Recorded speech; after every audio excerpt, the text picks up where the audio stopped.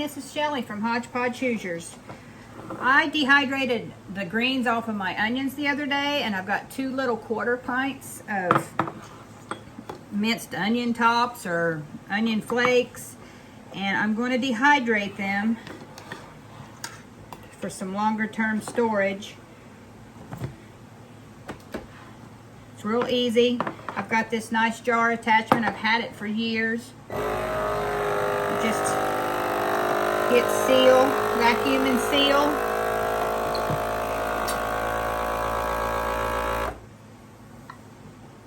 I already heard it pop.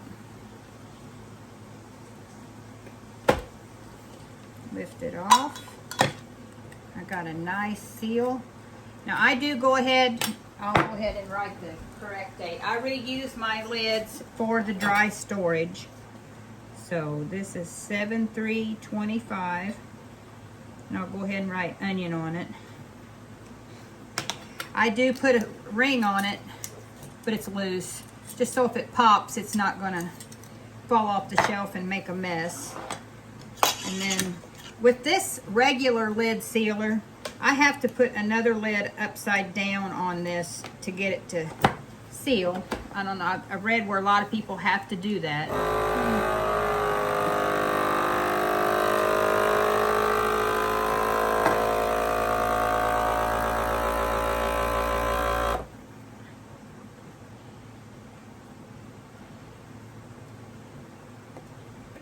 Quick and easy, and I didn't have it lined up, so it didn't seal. Try her again.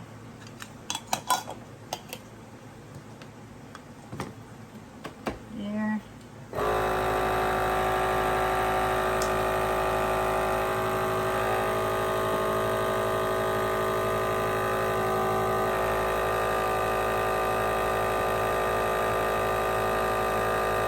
Sounding like it's lined up again. Sometimes they can be finicky, or if you've got a speck of something on the jar, and you can always check your, and I've got stuff in it, I bet that's what's not doing it. You pull it out. There. Okay. Make sure it's lined up. Lay that on top. Now my wide mouth one, when I seal this, I don't have to put a lid on top. It's just with the regulars. So I'm not sure what's going on. Yeah, I heard it then.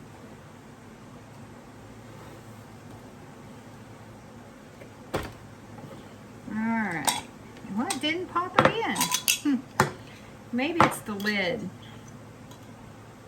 I might go get me another lid here in a minute for that. But I also got a 1/2 jar of dehydrated cabbage. I thought, well, while I've got the sealer out, I'll put this in a 1/2 pint jar and get it sealed so it don't lose any of its vitamins and stuff by not being sealed. So I'll just take that, remove it, put this on it.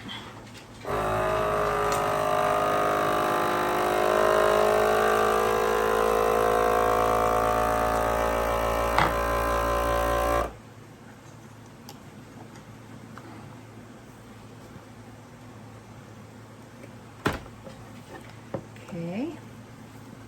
Yep, this has got a good seal. See, I didn't have to put a lid on it or nothing, and it's good and sealed. I just loosely put that on there. I mark out the old date on the used lid. Put the new one. And then it's ready for the shelf. I got this jar of carrots I dehydrated the other day. I think I'm going to try to do this with them lids and see if maybe it's the lids doing it, or if this thing here is just being contrary.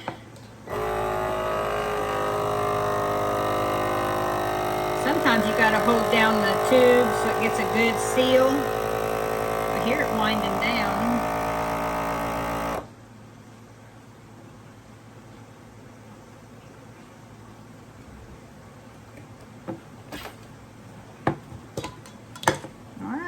was just maybe the seal or something. So my carrots did it all right. Carrots.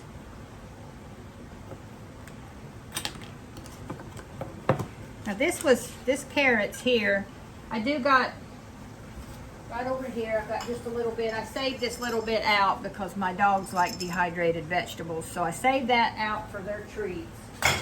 But you can just say a good heavy pint. This was a 2-pound bag of organic carrots that I had picked up from Walmart. So minimal space needed, and I've got carrots on the shelf. Now, I think I'm gonna go get another lid and we're gonna try this onion tops again. Okay, I just put another one on there. It's sealed. It must have been something was wrong with that lid. So I probably won't put that back in my storage because this is sealed great. Put a new date on it. Write what it is. And just the first of my onion powder. And next I'm going to be, I bought a big thing of oats, so I'm going to get them vacuum sealed up. What I do with them is I put them in paper bags. I measure out like 4 cups, or because I don't use a lot of oats. My husband don't like them. We eat them in cooking like muffins and bread and stuff, but I like just oatmeal. So I'll put just small amounts in these bags just because I don't have to get it all out and it stays fresher. Okay, I'm ready to do oats. I've already did one vacuum sealed. It's real hard. I've got it to where I can see what I wrote on it. It's 4 cups of quick oats, and yes, I do know quick oats don't last or keep their vitamins as long as regular old-fashioned. These won't be in long term. I do cooking with them, cookies, my oatmeal bread. So all you do is I put it in the paper bags because it keeps it from powder getting on my seal. And I kind of massage it to get all the air out. It helps it turns it into that brick feel.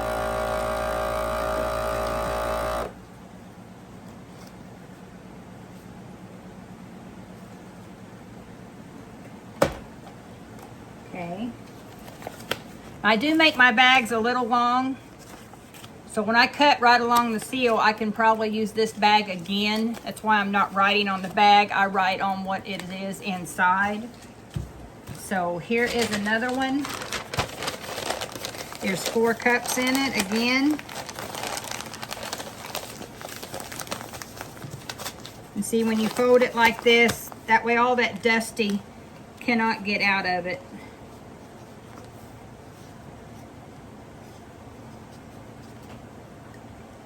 And then you want to put it on the writing on the clear side there so you can see it easier.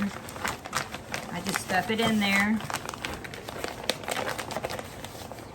This was the last of a row too of my vacuum sealed bags. My next bags are littler, so they'll fit a lot better. Just kind of work it so all the air goes out, all them air pockets gets out of there.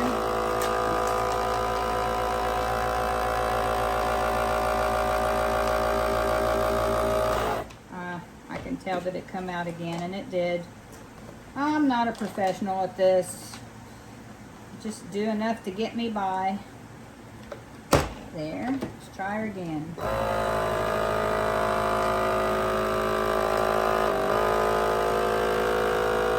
it's going now. By doing this, you're kind of getting all them air pockets out of there, so you don't have to worry about it losing air and losing all the nutrients in it. So I've got another one here, and when I cut it, as long as I cut it along the side here, I've got enough room that I can put probably another one in here and be able to do the same thing. It saves on bags. And doing it on the clear side, you can see what I've got in there. So I've got 3 bags of oats to put up. They'll go in my bucket. And so I don't have to worry about opening a big cardboard container and then them all going stale and rancid until I can use them. And I think I've got cornmeal yet to vacuum seal, and then I'll be caught up on all of that. Okay, yeah, I do have 2 more. I like this Red Mill brand rather than just buying like the little boxes with the blue label, Jiffy, I think. But these was on sale at my local mom and pop grocery store, so I grabbed the 2 that they had. Now I threw them in the freezer. They've been in there almost a week. I do that to kill any, you know, larvae or any bugs that could have got in during the milling. I do that with my flour and grains. You want to do that. So I just took these out of the freezer, so I cannot vacuum seal them. They've got to be room temperature. Now when I do vacuum seal them, I'm not going to transfer this into a paper lunch sack. I'll probably just throw these in the vacuum seal bag and then vacuum seal it. I really don't see no need unless I do some looking up and it says to, but I think it'll be all right in this bag, and that way I've got the instructions on how to make it, because this will do 2 or 3 small batches of cornbread for us.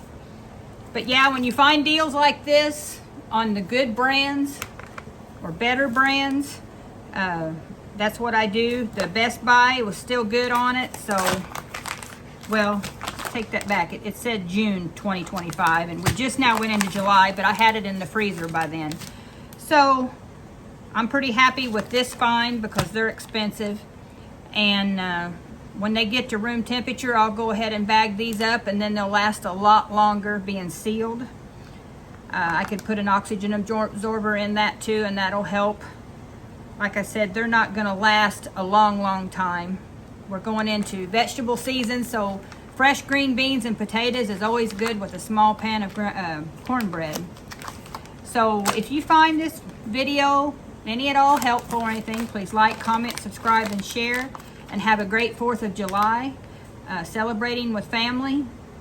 So until next time, bye for now.